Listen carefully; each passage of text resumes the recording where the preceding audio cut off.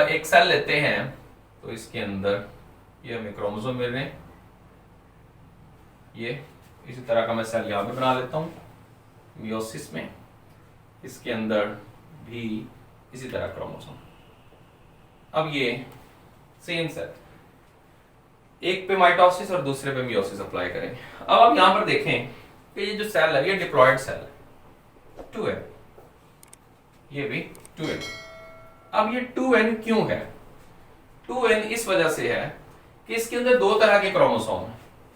एक जो क्रोमोसोम मिल रहा है इसको हम कहते हैं F क्रोमोसोम, और ये जो क्रोमोसोम आपको मिल रहा है this is called the M chromosome, maternal chromosome and paternal chromosome. एक हमें मदर से मिला और एक फादर से मिला। अब हमारी बॉडी के अंदर क्रोमोसोम, आप जानते हैं हर सेल के अंदर जो क्रोमोसोम है वो 46 होते हैं और वो 23 पेयर्स की फॉर्म में होते हैं। ये उनमें से एक पेयर है क्रोमोसोम का। इस तरह के हमारे हर सेल के अंदर 23 पेयर्स होते हैं और हर पेयर के अंदर एक क्रोमोसोम उस पेयर का हमें हमारे फादर से मिला है और एक जो है वो मदर से मिला है। अब ये दोनों क्रोमोसोम जो हैं, जब तक हम जिंदा रहेंगे हमारे हर सेल के अंदर मदर और फादर का क्रोमोसोम आपस में अटैच रहेंगे। तो यहां पर इस तरह के 23 पेयर बनेंगे और यहां पर बहुत ज्यादा अलाइनमेंट होती है वो इस तरह से कि जब एग और स्पर्म आपस में फ्यूज करते हैं, साफ ज़ाहिर ह्यूमंस बने, इसके रिजल्ट में जो है वो fusion of sperm and egg, zygote, और फिर आगे सेल डिवीजन के रिजल्ट में बॉडी बनी।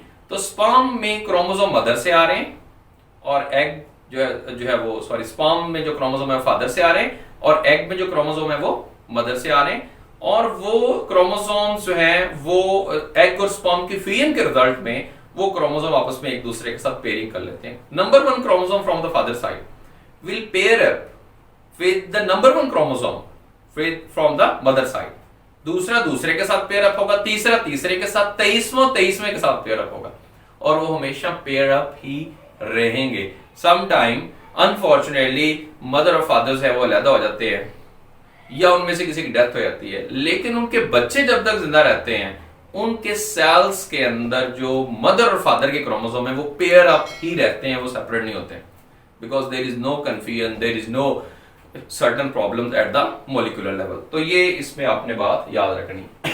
अब इस सेल को हम जो है वो डिप्लॉयड सेल कह रहे हैं।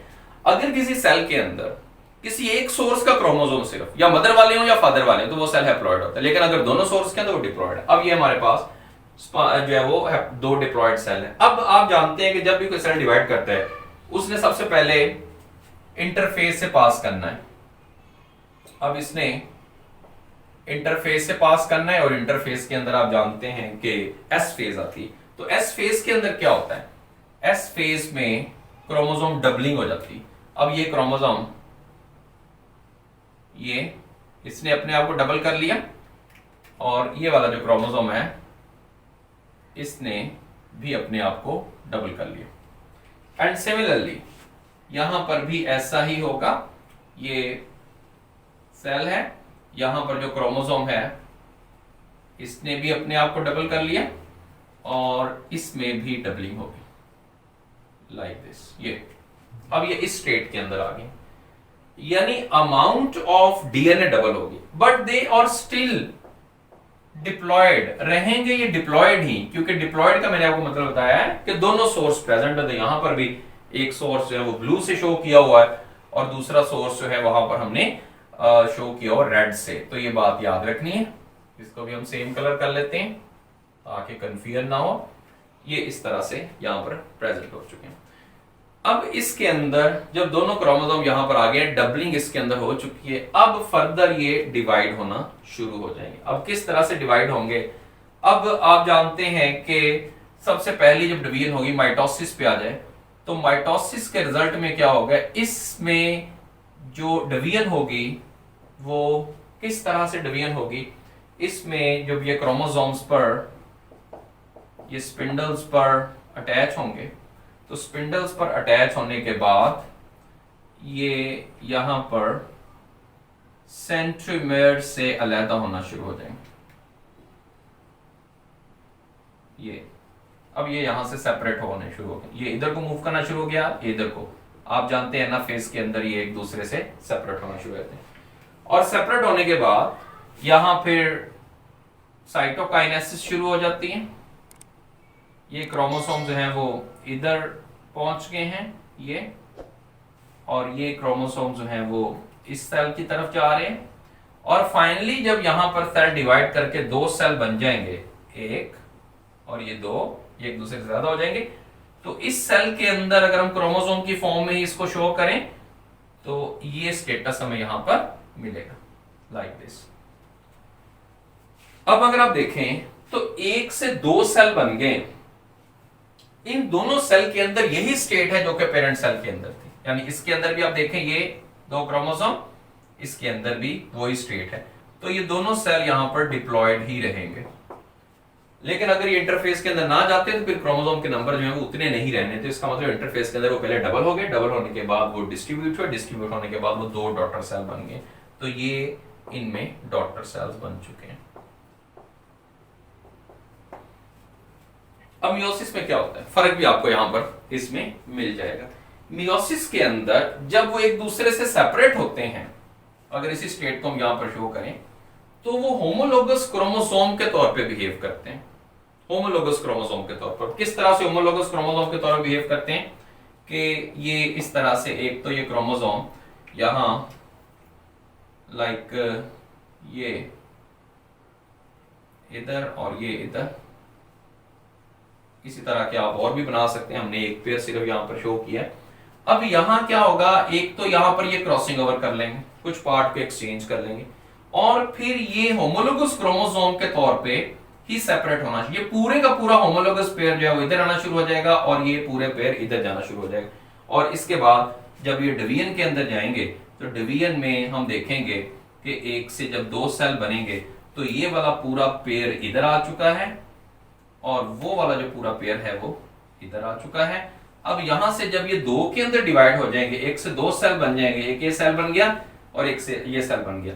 अब इसके अंदर ये पूरे का पूरा पेयर इधर आ गया और इसके अंदर ये पूरे का पूरा पेयर इधर चला गया। ये as a homologous chromosome behave करे, वहां पर ऐसा नहीं है। अब यहां पर देखेंगे ये सेंट्रोमियर से सेपरेट नहीं हुए, लेकिन माइटोसिस में देखें वो सेंट्रोमियर से अलग हुए हैं। अब इसके बाद ये दो सेल्स बन जाएंगे। अब ये जो दो सेल्स यहां पर बने हैं, ये दोनों सेल्स जो डॉटर सेल्स हैं वो हैप्लॉइड हो चुके हैं। हालांकि ये पेयर्ड हैं, लेकिन हैप्लॉइड क्यों? क्योंकि इसमें देखें, इसमें एक सोर्स है और उसमें दूसरा सोर्स है, दोनों सोर्स एक में नहीं है। तो ये तो होगी मियोसिस 1। मियोसिस 1 के अंदर ये एक से दो सेल के अंदर डिवाइड हो गए और वो हैप्लॉइड हो चुके हैं। अब इसके बाद इसमें मियोसिस 2 अप्लाई होगी, and meiosis 2 is similar to mitosis, वो बिल्कुल माइटोसिस की तरह की होती है। यानी कि अब इन्होंने सेंट्रोमियर से अलग होना है, जैसा कि माइटोसिस के अंदर होता है। फिर क्या होगा, यहां से जब एक से दो सेल बनेंगे, दो सेल बन गए, यहां से जब दो सेल बनेंगे तो ये क्योंकि सेंट्रोमियर से अलग होंगे, ये एक यहां पर आ गया क्रोमोसोम और एक यहां पे आ गया। यहां से भी दो सेल्स बनेंगे, जब यहां से दो सेल बनेंगे तो ये फिर सेंट्रोमियर से अलग होंगे, ये यहां पे आ गया और ये यहां पे आ गया। अब यहां पर मियोसिस 2 हुई जो कि माइटोसिस की तरह की है और चार सेल्स यहां पे डॉटर बन चुके हैं। इनमें भी कंडीशन हैप्लॉइड ही है क्योंकि इनमें भी एक एक सोर्स का क्रोमोसोम प्रेजेंट है। तो अब अगर आप देखें, अगर हम कंपेयर करें इस सेल के साथ जो कि पेरेंट सेल है, उसकी निस्बत इसमें क्रोमोसोम देखें आधे हो चुके हैं, लेकिन यहां क्या था, उसकी निस्बत इसमें आधे नहीं थे, उतने ही थे जितने के वहां पर हैं। तो यहां पर आप देखेंगे क्रोमोसोम हाफ हो चुके हैं और एक सेल जो है उससे चार सेल्स बन चुके हैं मियोसिस के रिजल्ट में। तो इस तरह से इनके अंदर मियोसिस होती है। तो इसमें फर्क आपको मिला, यहां ये होमोलोगस क्रोमोसोम की तरह बिहेव नहीं करे, यहां ये होमोलोगस क्रोमोसोम की तरह बिहेव करे। यहां पर क्रॉसिंग ओवर नहीं हुई, यहां पर वो क्रॉसिंग ओवर हुई है और यहां दो दफा डिस्ट्रीब्यूशन हुई है जिसकी वजह से चार सेल बने और क्रोमोसोम के नंबर जो है वो हैप्लॉइड हो चुके हैं। अब इसके अंदर एक दो पॉइंट और आपने याद रखने, यहां पर आपको ये एक क्रोमोसोम के अंदर जो क्रोमेटिड नजर आ रहे हैं इनको हम कहते हैं सिस्टर क्रोमेटिड्स।